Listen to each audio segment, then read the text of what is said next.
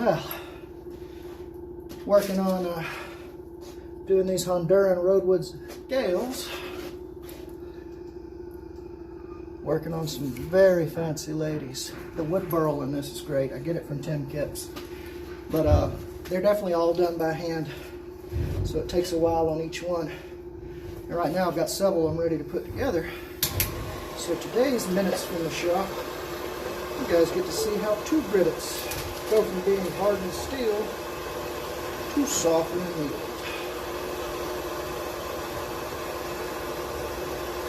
I just heat them up with the torch, get them good and hot, usually till they're red.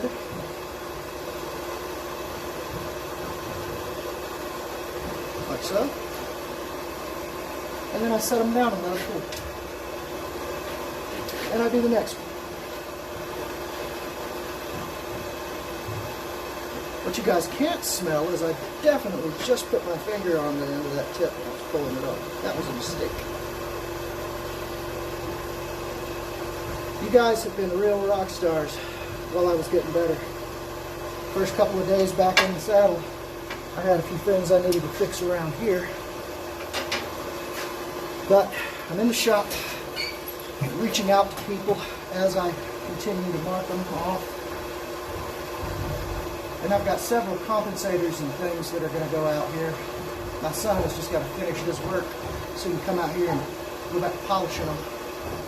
Got to have them look out sexy. All of our videos from here on out are going to be posted to the YouTube channel so that you can watch them at your leisure. And then they'll be uploaded to Facebook. We're going to do a little bit less live action and a little bit more this way because it lets me control the quality of the video upload better. One at a time. It takes 3 to do a cluttered roll. Most of my tube rivet style handles do 3.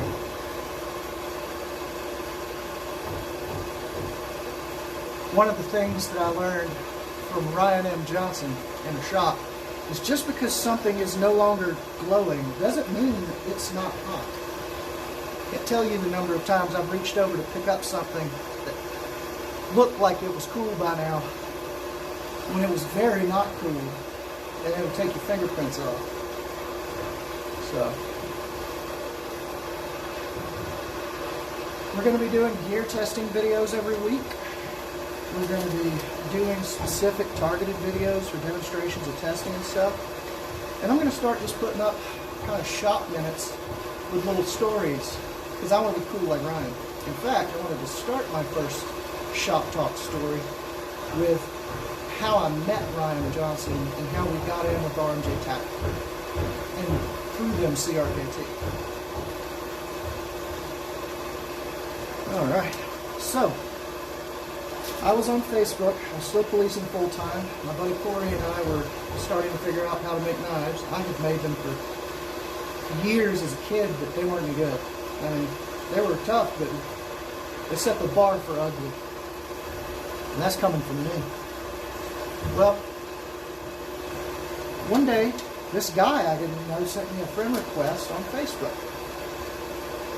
And I was like, okay, cool, who's this? Whoa, he makes some cool shit. Yeah.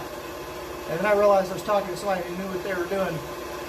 And he just started asking me some questions about how we made the stuff we were turning out and everything. So I showed him some pictures of our shop, and he said, I think you really have something with this design, and I want to introduce you to some people. Why don't you come up to my shop in Tennessee, and I'll show you a little bit how to move past where you're at into production level knife making and knife design. And I was a little suspicious because, you know, between the war and policing, you just learn to expect the worst out of people. And I asked him, you know, no offense intended, but why are you helping me, man? He said, because it took me about 2 years to come up with the perfect strike angle for the spike on the back of the Eagle Talon tomahawk we made. And you did it in an hour in the backyard with an angle grinder. And if you can do that, I want to see what you can do with some actual purpose and direction. Because I just thought that was a good stabbing angle for stabbing dudes. Well, so put about 500 pounds worth of steel, which was everything we had in the car. And Corey and I had policed and sheriffed that day.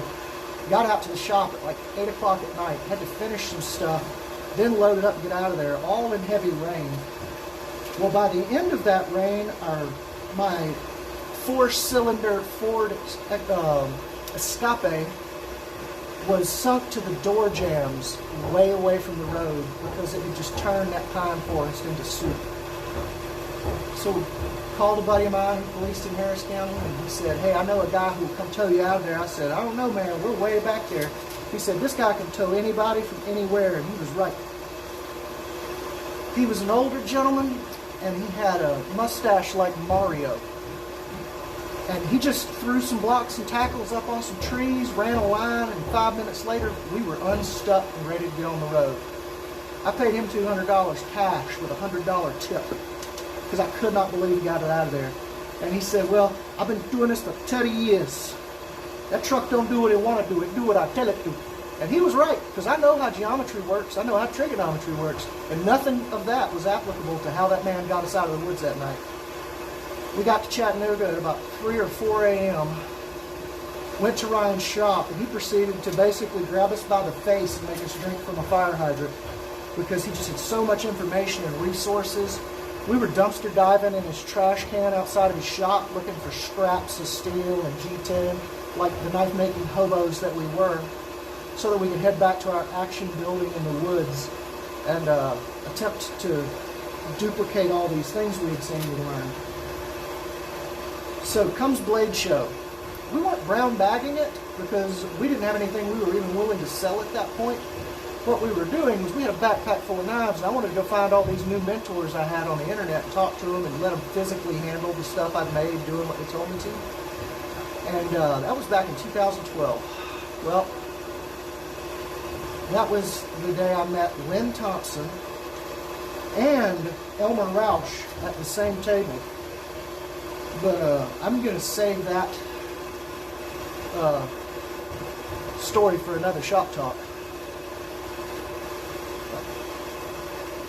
You can see that this is going to continue exactly like it is for approximately 400 more pins.